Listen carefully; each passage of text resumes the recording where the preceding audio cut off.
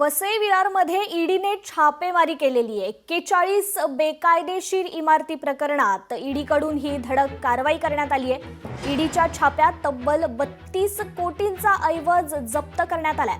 वसई विरार पालिका अधिकाऱ्यांचा थेट सहभाग यात उघड झालाय। महापालिकेतील भ्रष्टाचाराचा मोठा भांडाफोड या ठिकाणी झालेला आहे। वसई विरार परिसरातील 41 बेकायदेशीर इमारती उभारल्या प्रकरणी मोठा गोंधळ झाल्यानंतर आता ईडीकडून थेट छापेमारी करण्यात आली आहे। ईडीकडून वसई विरारमधील 13 ठिकाणी हे छापे टाकण्यात आलेत। या शोध मोहिमेत वसई विरार पालिकेचं नगररचना उपायुक्त YS रेड्डी यांच्या हैदराबादमधील निवासस्थानी हा छापा टाकण्यात आला, ज्यात तब्बल 8.6 कोटींची रोख रक्कम तसेच 23.25 कोटी रुपये किमतीचे हिरेजडित दागिने, सोने आणि चांदी जप्त करण्यात आली आहे। वसई विरार पालिकेतील काही अधिकाऱ्यांच्या संगनमताने हा घोटाळा उघडपणे राबवण्यात आला होता।